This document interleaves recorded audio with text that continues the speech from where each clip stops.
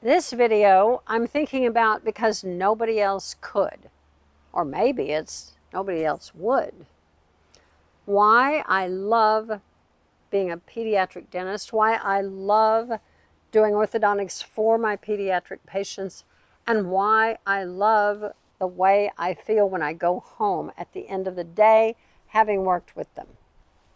And I'm going to tell you, it's because nobody else could or maybe would, other than those select few of us that do. Now, today, let me tell you something. Some of us are busy working in the OR and with sedation, and we're getting the engineering done. And that's hopefully a good thing, although I don't know how good it is, because even if you fix the decay, is it changing them? Is it changing their habits? Is it changing their outlook on dentistry? Those are things to think about, and that's not the purpose of this video. This video is about why I love doing what nobody else does. Now, there are a few people who do it, and maybe you're one of them. I hope you are. And if you're not, maybe you will become one of them. Maybe you will treat the children understanding new things. And let me tell you what I mean. Okay, first I'm going to tell you about a little boy named Ahmed. Ahmed is a patient in the UAE who I treated that I dearly love. I love him, I love his family, I love his siblings, I love all the things that occurred with Ahmed.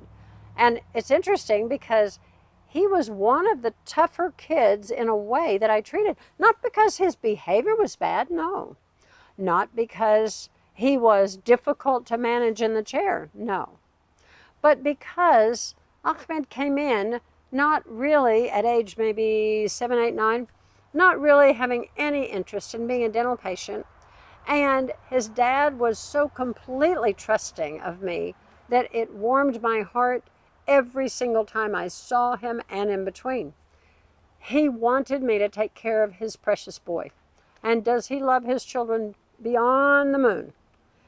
But Ahmed wasn't that interested in being a dental patient. He wouldn't fight, he wouldn't resist, he just would say, I would say, Ahmed, we're going to do whatever today. Well, take it from that point to about 3 years later, when his braces were coming along beautifully, when his smile was looking great, when I had redone both a crown on a lower 6-year permanent molar that had been done by another dentist, and Ahmed was tough to work on, not because he resisted, but because he just was anxious to be done. And it made a dentist feel a certain sense of hurry up and get it done. And this dentist had done the very best that he could do. But instead of being successful, this crown had open margins. It was a porcelain crown because that's what Daddy wanted, I believe, maybe Ahmed, I don't know. And it had open margins. And the other dentist asked me if I would help, which I was more than happy to do because I was treating Ahmed orthodontically. So I took off the crown. Now that was a learning experience for me, by the way, remembering how to take off a porcelain crown, remembering what to cut through it with, remembering anything about it. That was kind of interesting. Having done ortho for 30 years, pediatric dentistry alongside to a great extent. And we got the crown off and we were going to replace it with a stainless steel crown because it was the best we could do for that tooth at that time because the 12-year molar was erupting and angled and right there and decayed. And I was able to restore that as well. That was a huge feeling for me of something that I did that was humongous. It was great for this child because here he is not wanting to be a dental patient. And we did that. And his orthodontics was coming along and he was doing well. And he was happy to come in. And he opened his mouth and was happy for the treatment and was smiling, happy to see us, very quiet, almost bashful young man, and so thrilled to see us each visit. Ahmed changed my life because I sensed his love, because I learned to love him and his family so very much. It was an amazing experience. And I did it because no one else could or would. Yeah. No other orthodontist would have treated him because he wasn't easy. He didn't want to comply. When he went home, he did what he wanted. But he ended up complying because he felt loved, because he felt appreciated, because he felt special to us. And he was. So that's one. And then one more I had, a little boy who was autistic, and his name was Adam. And Adam had a mother who had been counseled to kind of let him do what he wants because he got so upset when he couldn't.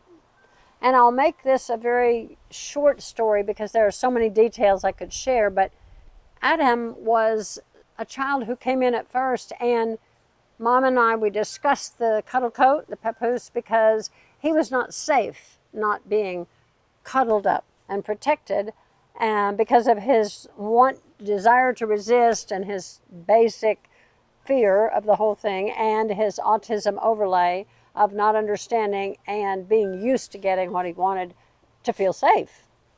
So we used the cuddle and got through it. And Mom was right there beside us, holding his hands, talking to him, watching me carefully. I could feel her eyes on me. That was the first restorative visit. And many down the road, I can tell you that Adam walked in, looked at the chair, which did not have a cuddle coat on it at that point because he had learned to be fine without it, and looked at the chair and said, "Where's my cuddle?" That is the life-changing effect of love. I'm glad that I get to do what nobody else wants to do. Again, some of you, of course. I'm glad that I can do what nobody else wants to do. God has given me that privilege, that honor of caring for these patients and being willing to work through it. I don't do sedation. I don't do OR. That's just me. I want to relate. I want to change their lives as they're conscious of what I'm doing as much as possible. And they can become a patient who can cope with and even enjoy the relationship with the dentist. I'm glad I get that opportunity. And I wish that for you. And if you have it, more power to you. Let's keep being so grateful for our privilege and the honor of God entrusting us with the care of these parents who learn how to parent through the way we treat the children. So that's the whole point. Doing what others can't or won't do. Good day, doctor.